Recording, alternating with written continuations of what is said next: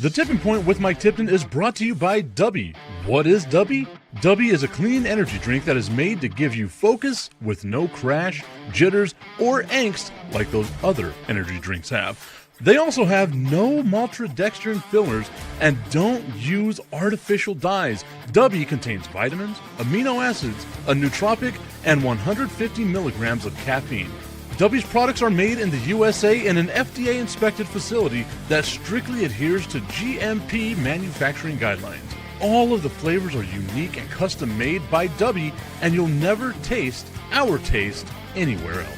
The best part about it is they're affordable. Dubby's drinks come out to about $1 per drink, much cheaper than Starbucks or any of those canned energy drinks. To learn more, visit w.gg.com/discount/MRTipton33 and place your order today. Use promo code MrTipton33 and save today. Dubby Energy, be better. What's going on, everybody? I want to tell you about my new friends over at Cleverman.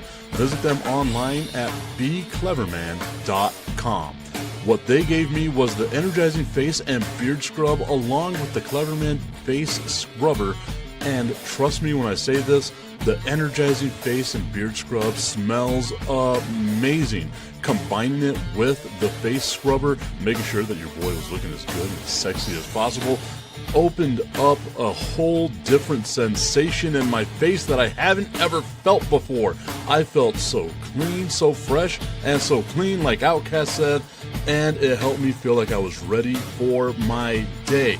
Make sure you visit them online at becleverman.com and follow them on Instagram at clevermannyc. The link is up in my bio if you want to check out all the amazing products they have. Visit them online, becleverman.com.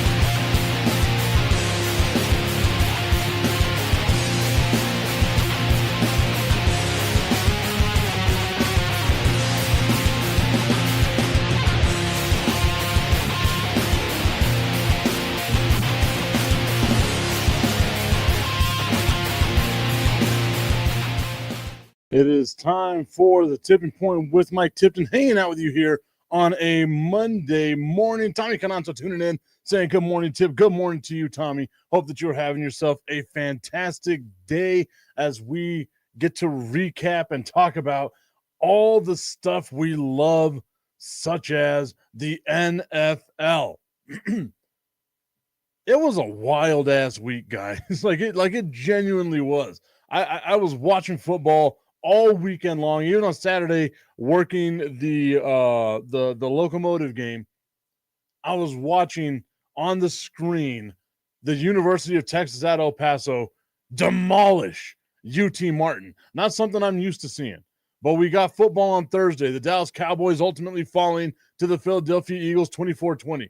The Kansas City Chiefs losing on Friday to the Los Angeles Chargers. Then you had all the college football, Texas Tech absolutely destroying whatever garbage-ass squad they were playing. I can't remember the name off the top of my head right now. Then you have, on Sunday, a whole line of football. And I wanted to get to this, and I'm glad that Augustine brought it up here in the beginning of the show. He said, good morning, people. How about them Green Bay Packers? B. Strilla tuning in saying good morning, Tim. Good morning to you, Strilla. Hope that you are having yourself a fantastic day. Now, I wanted to address this because Augustine brought it up yesterday, and I wanted to wait for the end of the game where Augustine's like, man, Micah Parsons looks really good. He's out here doing all kinds of stuff. He had one tackle. One. A singular tackle. Yes, it was for a sack. One tackle. One tackle. If there hasn't been, and ESPN did it as well, right? Like ESPN's like, oh, let's just, feed the Cowboys fans and all the haters out here all they want. Micah Parsons and his one tackle. He didn't fill up the stat sheet, but man, was he out there doing it. 1 sack and 2 pressures. 1 sack and 2 pressures. And we're making it seem like he just wrecked that game apart. I think that game was more about what Detroit wasn't able to do as opposed to what Green Bay did. Right? Like we figured Green Bay would be halfway decent. You got Micah Parsons, you should be able to rush the quarterback. But Detroit's offensive line, to me, like I was expecting them to establish the run. Obviously, when you get down big, it's harder to run because they stack the box against you. Detroit's defense, to me, man, that was a little eye-opening, and maybe Strilla, you'll be able to talk about it a little better than I did. I was at Buffalo Wild Wings getting hammered-ass drunk, eating wings and stuff, listening to a group of 49ers fans pretend like they just won the Super Bowl by beating the Seattle Seahawks yesterday. I will tell you who did look good, who I was surprised that looked good, and it happened as 2 guys in one game that I was surprised that they looked good. It was Aaron Rodgers with the Pittsburgh Steelers. I was wrong about what I thought game 1 would look like. Aaron Rodgers going out there tossing 4 touchdowns, looking like he's actually got weapons, looked halfway decent, which was kind of weird for me to see. I wasn't expecting it. And then Justin Fields. Justin Fields had a game yesterday. Justin Fields was having himself a moment, trying to prove to the Steelers, look, this is why you shouldn't have gotten rid of me. Ultimately, and that was a fun game too. What was it, 34-32?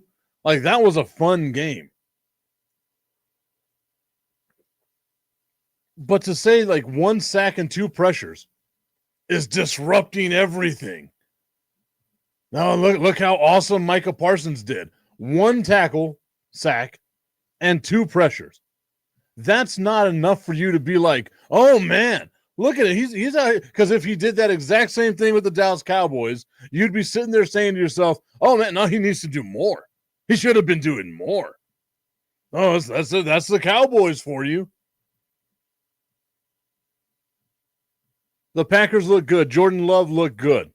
That offense on the Packers looked a lot better than what I thought it was initially going to look like. But again, going back to the Jets, going back to the Pittsburgh Steelers, again, that was a super fun game. I loved watching that game. And normally I'm not the type that watches the Steelers because I'm not a big fan of the Steelers. I just wanted to see what it will wind up looking like. And to look at that, to see Justin Fields go out there, do what he did, have himself one hell of a game. The final score being 34-32. The Jets, like Aaron Glenn said, they wanted to establish that they can run the ball. The Jets are able to run the ball. The defense maybe needs to get a little bit better, but the Jets are able to run the ball. That's going to be a scary team, especially with Justin Fields back there. Justin Fields had 12 carries, 2 touchdowns, 48 yards. Braylon Allen not doing a lot for me. Got 6 carries and 1 tutty. That tutty helps out a lot with fantasy football, y'all. But Justin Fields, 16-22, 218 yards, and a touchdown. Got sacked 1 time, lost 6 yards.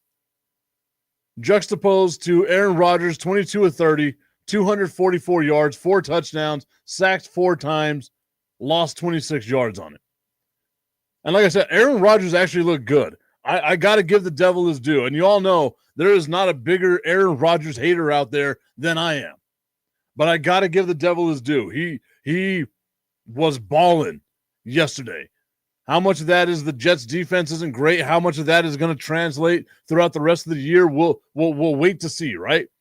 But what we saw yesterday, if the Pittsburgh Steelers can play like that, maybe the defense gets a little bit better. I was surprised how bad their run defense was. I was surprised how bad their secondary was. If they get in a shootout like that against a better team, they're going to be in trouble. But if the Pittsburgh Steelers defense can get a little bit better, that's going to be a scary playoff team. Augustine, trying to justify 1 tackle and 2 pressures.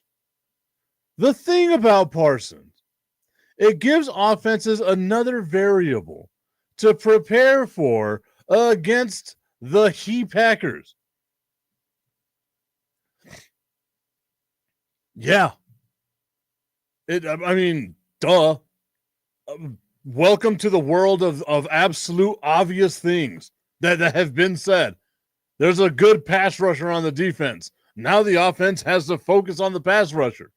Yeah. That's not breaking news. Like, I know you want it to be. It is not breaking news. That's football. Oh, that guy's really good. Maybe we should stop that guy. That's always been football, man. Still saying, I'll give the Packers credit. They came out with a purpose the Lions didn't. I told you that the Lions' inside offensive line was going to be tested. They failed. And that's what it was, right? Like, the interior offensive line for the Detroit Lions is where all the pressure really came from. Yes, you had some from the outside, but Penei Sewell did his job. And going up against Penei Sewell, arguably the best tackle in football, you're not going to be able to do a whole bunch. But that interior offensive line, that's where all the pressure came from. That's where all the pressure came from. Tommy Canazza says he's been doing that for 5 years in Dallas, so where was Micah love then? And then going on to say, Augustine does, that defense looks amazing. They have to focus on both sides of the D-line.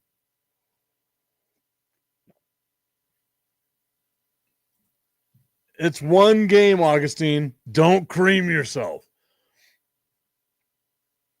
And that's the thing that, like, I genuinely want to know this. Like, it feels like, yes, for Dallas Cowboys haters, they're like, oh, if the Cowboys had one awesome pass rusher, they would have won that game against the Philadelphia Eagles. I tend to think no, because the pass rush did what the pass rush did. They got out of contain, which is something that Micah Parsons really has a problem with. They got out of contain, and Jalen Hurts was able to get the yards he needed to put that game away. Also, in that game, one team had a sack, and it was the Dallas Cowboys. And then the Dallas Cowboys haters just wanted to have, if Micah Parsons does anything, Micah Parsons could have been on the sideline just going to town on himself. And all the Dallas Cowboys haters would have been like, man, did you see the massive size of that guy's hog? Clearly, the Cowboys lost on that trade. That's all this came down to, is we're just going to hate on the Dallas Cowboys in any way that we possibly can. ESPN at the forefront. Micah Parsons disrupting everything that the Lions were trying to do on defense, or like come on, 1 tackle, 2 pressures. Let's give it time, guys. Let's give it time. Augustine saying, yes, we hate the Cowboys. And again, I got so many messages yesterday. I hardly check group texts to begin with. I definitely don't check them on Sundays. That's just me. Unless it's like my really close friends that I do a bunch of stuff with. Because I know what it was going to come down to. In some of these group texts, I haven't said a word in like a month. And it's, oh, here you go, Tip. All the Cowboys taking an L. It's such an easy route to take. I've said it a million times. Like, oh, I know the Cowboys aren't going to win a Super Bowl. The Cowboys are going to win a Super Bowl? Of course not. You're choosing 31 teams out of the 32 possible teams. Way to go out on a limb and choose 97% of the NFL to win. Oh, my God. You are so brave.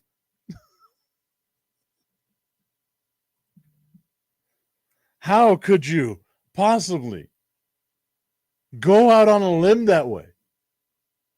It takes such brevity. I am impressed by just the massive size of your testicles whenever you choose 97% of the NFL to win games. I'm rounding up. I know some nerd out there is going to be like, well, Tip, if you divide 31 by 32. You wind up getting 96.8% and a couple of other numbers at the end. I rounded up to 97 because I don't want to say 96.8% because it's pretty damn pointless. You're so brave choosing 97% of the NFL to win games.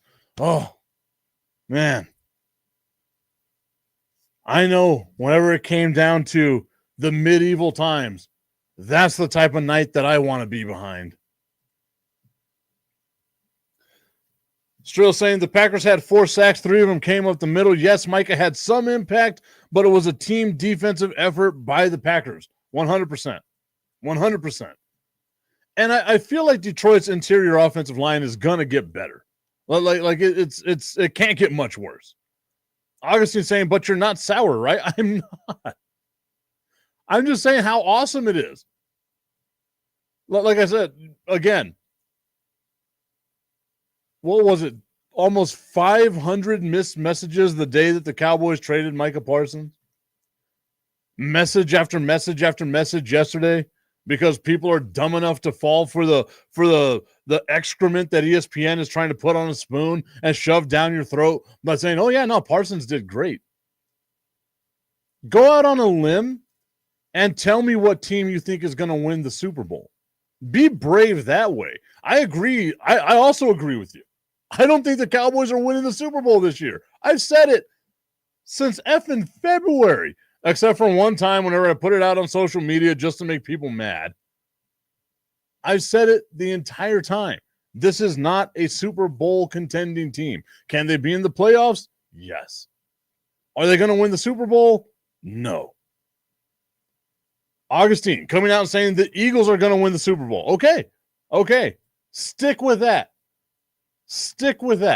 I don't want to hear jack shit else of, no, this team's going to win. No, this team's going to win. Oh, no, this team's going to win. Or all that other nonsense that people do where it's anybody but the Cowboys. I know one thing. The Cowboys won't win the Super Bowl. Okay, cool. So you chose 97% of the NFL to win. One team. Stick with that one team. Jesus. That's what it's all about. It ain't about, oh, you're not mad. It's a game. Why would I let a game impact my feelings? Even though the Cowboys lost the other day, you know what I did? I went to sleep like a baby. Augustine saying it's called going with the odds. It's called being a puss. Like, if I'm being honest, like genuinely, you choose every other. Of course, it's going with the odds. Hell, you can say 17 teams out there are going to win a Super Bowl. That's going with the odds. It's not brave. That's not anything that someone should be proud of saying. It's the most pussy-ass move you can do. I'm sorry. Like, Tommy, I'm sorry. I know your kids are in the car. But it is. It genuinely is.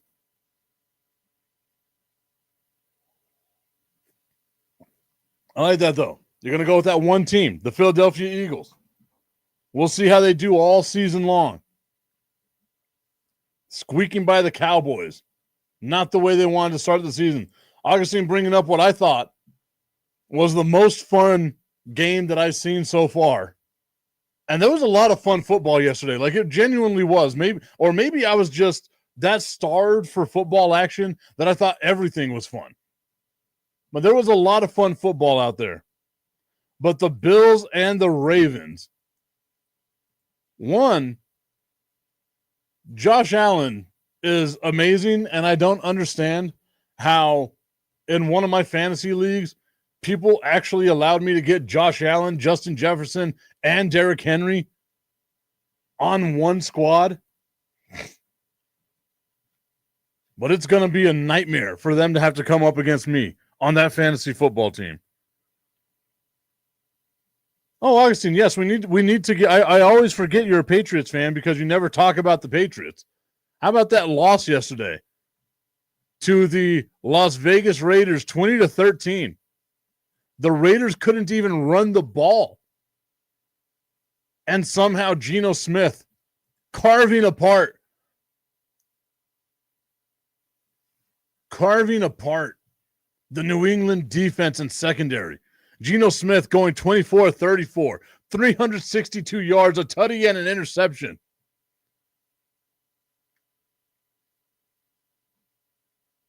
Man.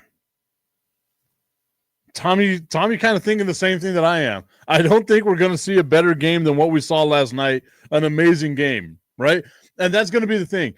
Everyone's going to be chasing that game. We're chasing Amy with this game right here, right? Like it's kind of like a couple of years back, or I guess, damn, it might be 5 or 6 years back now.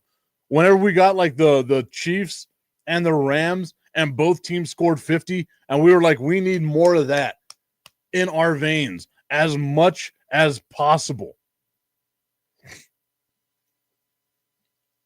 I am like that's such a fun game, and it sucks that it was the first week of the season, because we're going to compare everything to, you got everything you needed in that game.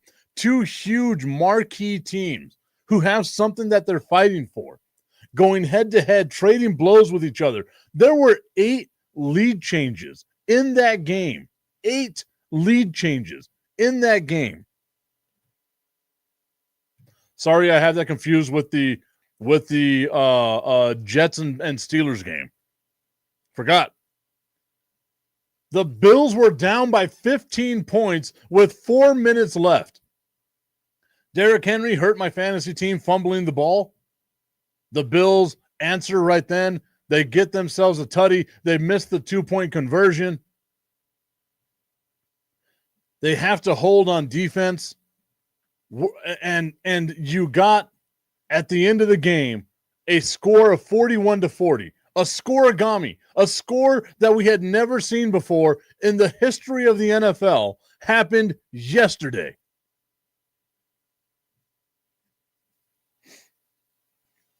Augustine saying, when you don't stop a 3rd and 20, you don't win. 100%. 100%. I'm also of the belief, like, I don't care what the team is. It could be the Cowboys. If you give up a 3rd and 20, you deserve to lose. It's not just you don't win. You deserve to lose. The one thing that I would say, if I'm a Patriots fan, that like I hang my hat on, and maybe it's something to be concerned about if I'm a Raiders fan. Obviously, again, it's super early in the season, so you can't say this is going to be the trend. But Ashton Genty running the ball almost 20 times and only getting almost 40 yards seems bad, right? Like the offensive line for the Raiders has to be better. Mireya Reyes joining in saying, go, Pack, go. I knew she would be here today. I knew it 100%, but I am glad you are here. Always glad whenever we can get the conversation going. Go, Pack, go. The Packers were like an anaconda wrapping around the Detroit Lions, just suffocating them with that interior defensive rush.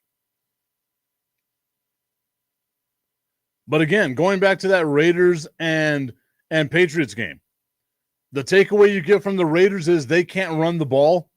They've got to be able to run the ball well. You drafted Ashton Genty for that reason right there. If I'm the Patriots, that was some great run defense. Like great run defense. TreVeyon Henderson, you kind of wanted more from. Ramondre Stevenson, you kind of wanted more from. This game wasn't so out of hand that you were out of balance. It's just neither team could run the ball. Maybe some of that had to do with the conditions. Maybe some of it had to do with whatever.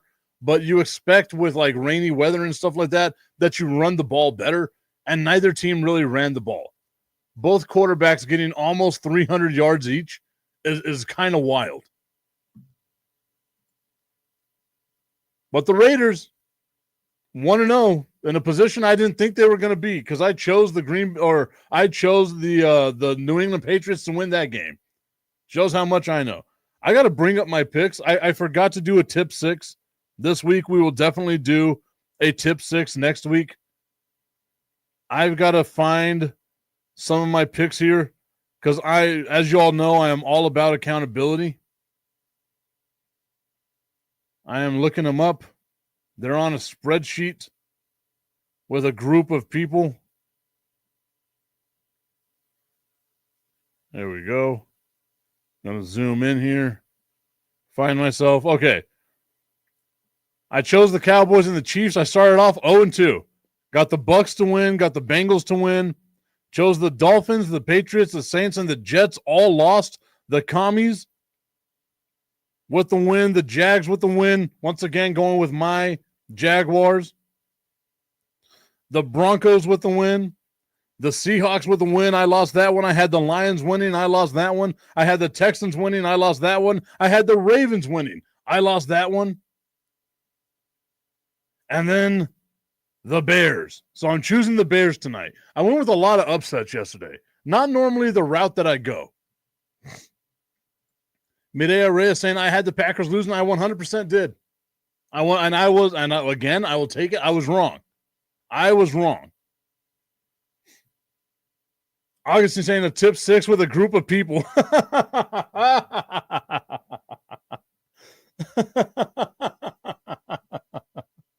Someone, no, I'm not saying it. I am not saying it. I got to wait just a few minutes. Look at that. That right there shows personal growth. I know Tommy has his kids in the car, and I stopped myself from saying something absolutely egregious that was probably going to be too much for everybody. Look at me. That right there, personal growth. Personal growth for your boy. I am good with that. Look at me. Proud of myself. A little pat on my back for that one. Beastrill saying that Bills Raven game was absolute fire. Prater is money. Money.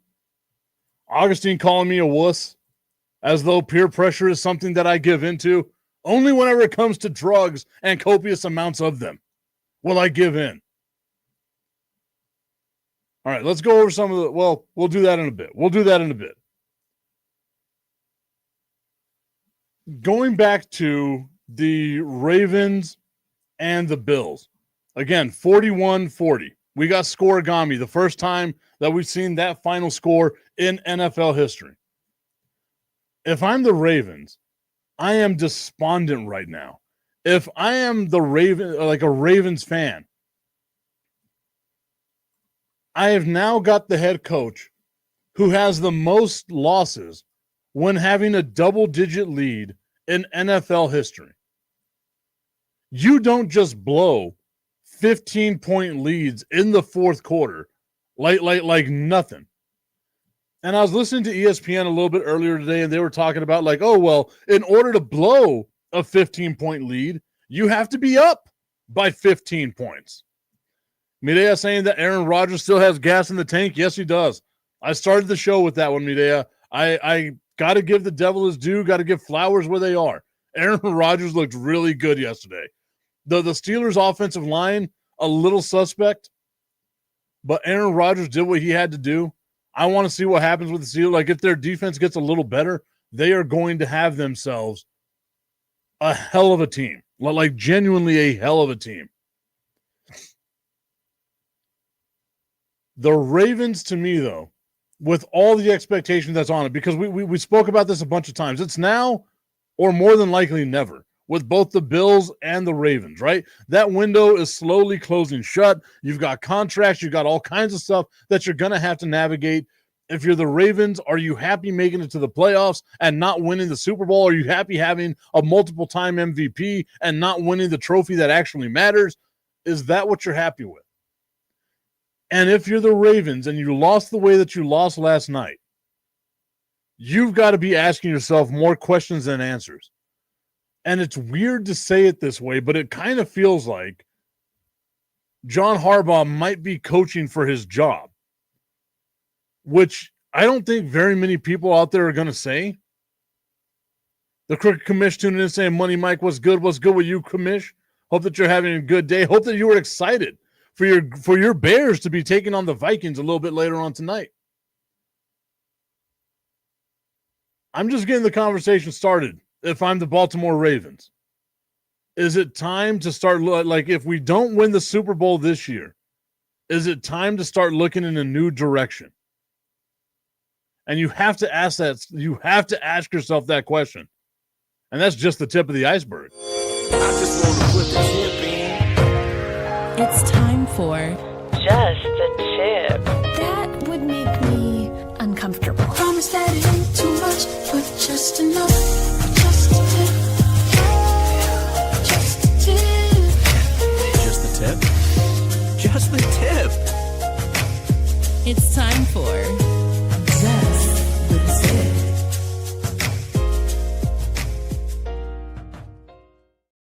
Just the Tip is brought to you by our friends over at www.myhappynuts.com. Visit myhappynuts.com and check out the amazing packages they've got for you to take care of your package or the package of the person that you've got in your life. I don't judge you. I don't care about your lifestyle. You do you, boo-boo. But make sure that they're taking care of themselves or you're taking care of them. What better way to show somebody that you love them by getting them the Nuts About You grooming kit. You got the comfort cream, so you ain't got to worry about the stanky leg. You've got the anti-chafe stick, so if you like to go commando, you don't have to worry about chafing down there and starting any kind of fire. And the anti-chafe powder. You've got all kinds of things to take care of yourself. Maybe you want to go to a Tip 6 party with a whole bunch of different people, grab the lube off the top like it's a Diddy party, and have yourself one hell of a time. But the only way you're going to have fun is if you know that your boys are feeling their absolute best. Make sure your nuts are as happy as my nuts with www.myhappynuts.com.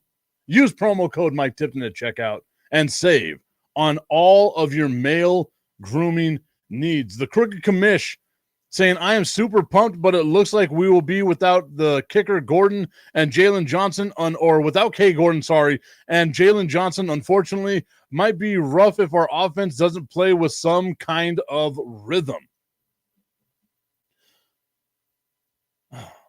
I know a lot of people out there have put a ton of pressure, for whatever reason it is, on the Chicago Bears, right? Like the Bears and Caleb Williams, they've got to be good. They've got to be great. Ben Johnson's got to come out here and do all these things. And I'm saying slow it down. Slow it down a little bit. You got a first-year coach with a second-year quarterback, learning this new system. There shouldn't be all this pressure on them to win. And out the other side of my mouth, I'm talking about the Minnesota Vikings, where you have Kevin O'Connell, who's been there for a while, who's known as this quarterback guru coach, right? Who can just go out here and any quarterback we have is going to be a great quarterback. We're going to get to the playoffs. The over-under for both of these teams is 8.5 wins, which is weird that Vegas put all the over-unders for some reason at 8.5 wins. If the Bears get themselves 8 wins or 9 wins, we're looking at this as one hell of a great season for the Bears, especially following a 5-12 season last year. If the Minnesota Vikings get themselves 8 or 9 wins compared to the 14 wins they had last year, that's one hell of a disappointment. So I don't think the pressure needs to be on the Chicago Bears. I think all the pressure to perform is on the Minnesota Vikings. And that might not be the narrative that's out there, but that's got to be something that's creeping in the back of their head. Like, we're a team that won 14 games last year. They lost to 2 teams. Just 2. 2. All last year. The Rams twice and the Lions twice. That's it. They lost to 2 teams. You put all this pressure on your new quarterback who, J.J. McCarthy, for all intents and purposes, this is going to be his rookie season, right? He got to sit back last year, see how it's done, learn from such a vaunted veteran like Sam Darnold, and see what the speed of the NFL is like. And maybe he's got a little step up over most rookies, but it's still his rookie season. But you have a team that, again, won 14 games last year, is stacked on offense. I know Jordan Addison's out, but stacked on offense to the point where you've got to believe that there is some level of expectations with the Minnesota Vikings. Maybe not Super Bowl expectations, because I don't think that's fair to put that on the Vikings.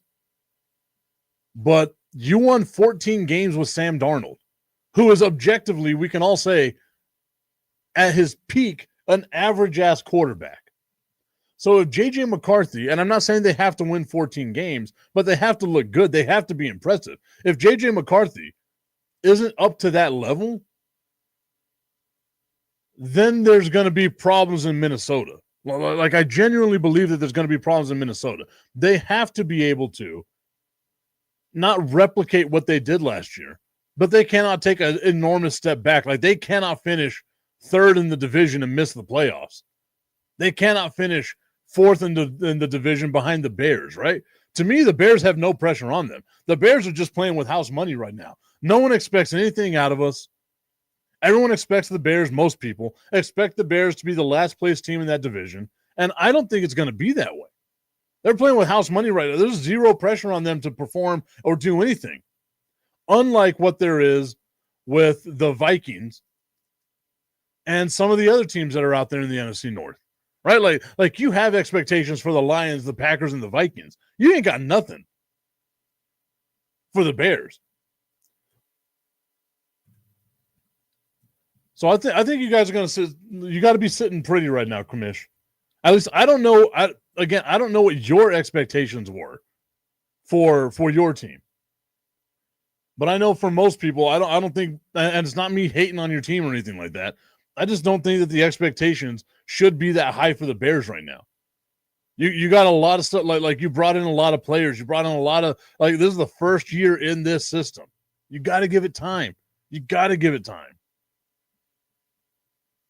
Okay, going over some of the scores from the weekend. Friday started with the Chiefs and the Chargers. The Chargers with a 27-21 win over the Kansas City Chiefs. The Tampa Bay Buccaneers 23-20 winners over the Atlanta Falcons. Baker Mayfield throwing 167 yards and 3 touchdowns. 167 yards and 3 touchdowns. You talk about making the most out of your time. Obviously, that also had to do a lot with, not really having a lot of field to live with.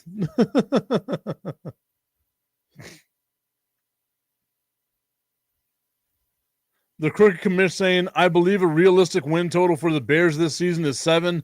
Their ceiling is 9, and their bottom is probably 5 wins. And that's what I'm saying, right? Like there's not a whole bunch of expectation on the Chicago Bears. Just show improvement. And I think that they'll be all right. Like I genuinely think that they're going to be all right. The Bengals with a 17-16 win over the Browns. That right there should show you how bad the Bengals defense is going to be this year. When you have to squeak out a win against the Cleveland Browns, who we can all say are objectively, let me rephrase this, who we can all say are fighting to be the worst team in the NFL. If you have to squeak out a win against the Cleveland Browns and you're the Cincinnati Bengals and you put all this money in that offense, you should have scored more than 17 points. That's again, just my take on this. The Colts dominating the Miami Dolphins. 33-8. Daniel Jones becomes the first quarterback in NFL history to have his team score on every single one of their possessions. The Miami Dolphins are in a ton of trouble, y'all. I thought it would be bad. I didn't think it would be this bad. That offensive line looks bad. Tua looks bad. Just everything with the Dolphins. And again, it's one game. Anything can happen in a one-game sample. Strill saying the Bears are going to be a lot better this year. I agree with that one as well. Also going on to say Cleveland has 4 points out there because of their sorry-ass kicker. Think about that. Cleveland could have won that game. For all intents and purposes, Cleveland should have won that game.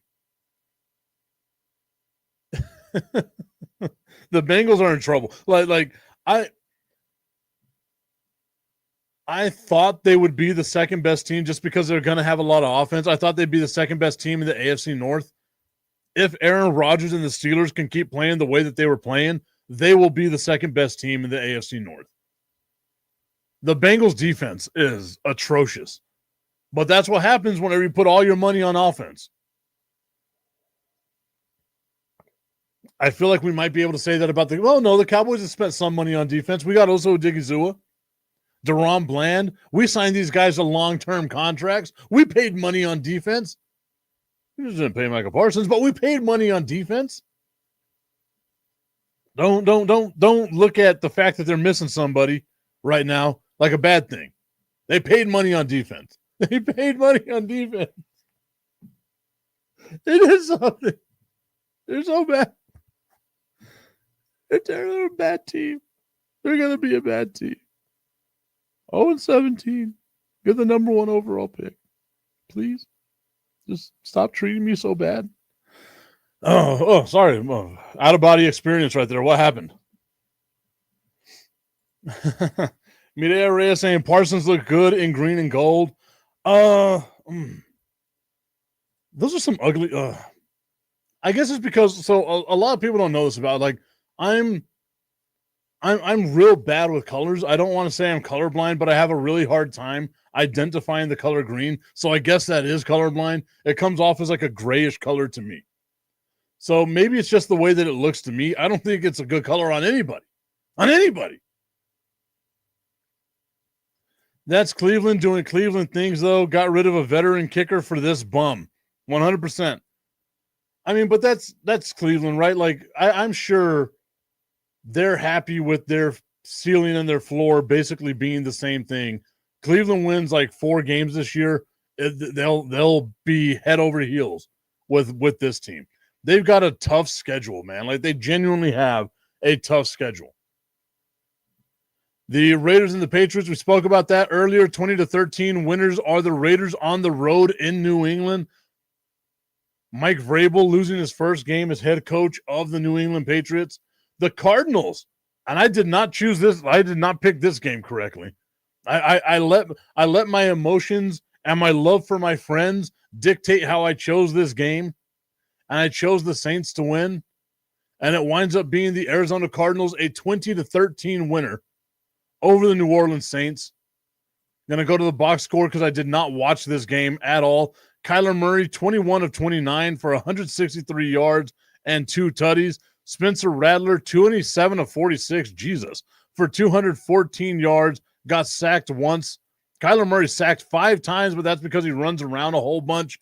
Trey Benson leading the way in running for the Cardinals with 69 yards, nice. Alvin Kamara with 45 yards and a tutty for the New Orleans Saints. Marvin Harrison Jr. got himself a tutty, 5 receptions, 71 yards. Nice. Good for him. Good for him. No turnovers in that game. So, I don't know. Like, with these two teams, I don't feel like there's a really high ceiling or a really high, or like really low floor. I just think they're going to be kind of in the middle, and they're not going to be that great, right? Like, they'll just be okay. It's not going to be terrible. You shouldn't have any expectations. Wow, Strilla saying that the Cardinals will be really good this year. I projected to be second in the NFC West behind the Rams. I've got them third place in the NFC. I think Seattle is going to be second. I still believe the Rams are the best team in the NFC West, so we can agree on that. I got the 49ers finishing dead last in that division. I know they won yesterday. I was surrounded by a ton of 49ers fans while I was at Buffalo Wild Wings. It felt like I was in hell. I genuinely was, having to listen to them. God, they're a bad team. Anyway, that's a different subject for another time. We spoke about the Jets and the Steelers. The Steelers with a 34-32 win over the Jets. I think that's going to be something that helps the Steelers out for the rest of the season. Is you've got a veteran quarterback back there, if you can stay healthy, who knows how to orchestrate comeback victories. Doesn't get pressured, doesn't get any of that. Again, if Aaron Rodgers can look the way that he looked all season long, like he looked in yesterday's game, they are going to be a problem. I hate saying that, but you got to give credit where credit is due. Aaron Rodgers has earned that. And there's the potential that he could be the comeback player of the year for the Pittsburgh Steelers. It's just wild. The Commies with a 21-6 win over the Giants. The Giants looked bad. They looked real bad. The Panthers and the Jaguars, our second place team, our second loved team on this show. the Jacksonville Jaguars get a 26-10 win over the Carolina Panthers. Duval. Let's go. At least I didn't say it like old boy, like Liam Cohen. Duval. The Broncos with a 20-12 win over the Tennessee Titans. Again, I think the Broncos are going to be a problem. Tommy coming out with like real logic here, and I tend to agree with that as well. I don't think Aaron Rodgers at 41 years old is going to be able to sustain that all season long. You can tell he was frustrated. You can tell early on that he wasn't happy with his teammates, but I mean, it was good. The crooked commish got that joke. Thank you so much, commish. That doesn't surprise me at all that Aaron Rodgers looks like the type of guy that would want his comeback. LOL. The Giants have a bad offensive line too, says Strilla. Tommy saying, I can't wait to play the Giants. I can't either. I am so glad that we get to have them twice a year. I was really expecting, and I've got to check the stats on this just for my own well-being. I was really expecting more out of the Giants, like defensively. I know they got a couple of sacks, but like it just, I don't know. Like I was expecting more pressure. I was expecting something, right? Or maybe it's just a testament to how good the Commanders' offensive line is. Question mark, right there. But I was expecting a lot better out of the Giants defensively. Thought they'd lose this game, but I was expecting them to be better defensively. The 49ers get a 17-13 win over the Seattle Seahawks. Tommy says if the Cowboys lose to the Giants, all his hope goes out the window. then my whole joke of 0-17 could be a real possibility. That the Dallas Cowboys find, and they will, Jesus Christ, of the Cowboys, they'll find a way to shit the bed and lose to the Giants. Like I've got no faith in this team whatsoever. I feel like a terrible fan at times, but I'm realistic. They won't lose to the Giants. Like I refuse to believe that there's maybe in an alternate universe, somewhere out there in the multiverse, this version of the Giants is like a real legit contender, and everyone else just sucks ass. And somewhere in the multiverse, the Dallas Cowboys have won a Super Bowl. 2014, the Dallas Cowboys won a Super Bowl in some other multiverse. I got to come up with a name of a different multiverse, and that'll be the one where the Dallas Cowboys won a Super Bowl, and I'm going to create a shirt. Super Bowl champions of multiverse, whatever. We'll call it Multiverse 69. Nice.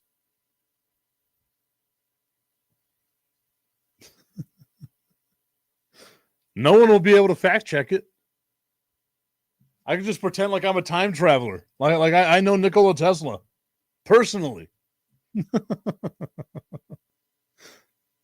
God, I'm such a loser that's the way that I got to come up with how to get my team a win, a Super Bowl win. The Packers defeating the Lions. Micah Parsons just out there wrecking house, dominating the line of scrimmage because that's what he does. 27-13, the Packers over the Lions. Lions interior offensive lines got to get a little bit better. The Rams with a 14-9 win over the Houston Texans. And then, of course, what I think is the game of the week / game of the year, the Bills versus the Ravens. We got scoregami yesterday. 41-40, the Bills with the comeback victory, just like Aaron Rodgers loves it. Josh Allen going out there throwing for 394 yards, 2 touchdowns through the air, 2 touchdowns on the ground.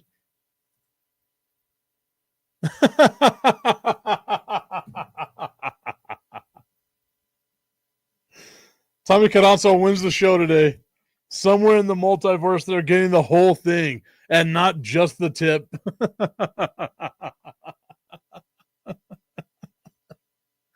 Oh, that's a great comment, Tommy. Thank you. Thank you. I love that right there. We're giving them the whole thing, baby. Okay. So we're good. We're solid.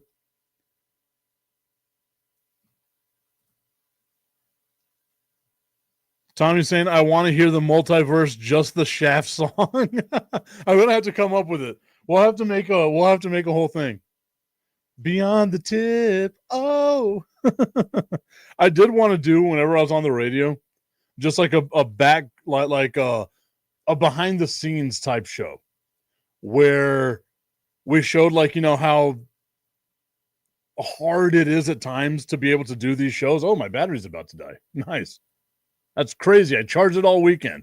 Now I got to find out what's going on with my camera. But we'll end the show pretty soon after this. Okay.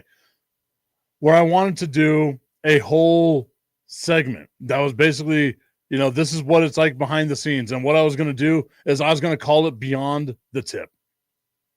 Great name for a show. Great name for a show. All right, everyone, as you can see, the battery is flashing. That means I got to charge. Monday Night Football happening tonight. Who you got? Who you think is going to win? I've got the Bears over the Vikings. I'm going to say 24-20 is what I think this game is going to come down to. We are so blessed. We finally got football back in our lives. Bistro saying, you don't have an alternate universe tip? Hey, my alternate universe, Detroit, has a greatest sports mecca in the world. The Lions have won a record 8 Super Bowls. I think that's what we just got to do. We just got to start making multiverse Super Bowl champion shirts. We're going to find a way to make it happen. At Multiverse 69, the Dallas Cowboys have won themselves another Super Bowl. We'll say a couple of Super Bowl. I got to be greedy. It's my multiverse. Ooh. Well, it's 3 times. It's only 3 times whenever we say it. So if I say MC Hammer this time, nothing's going to happen. But if I say MC Hammer another time, now, again, we're going with the Beetlejuice thing. And if I say MC Hammer a 3rd time, maybe, just maybe, they won't cancel me this time. I know they've done it the last 2 times, but maybe, just maybe, they won't do it this 3rd time.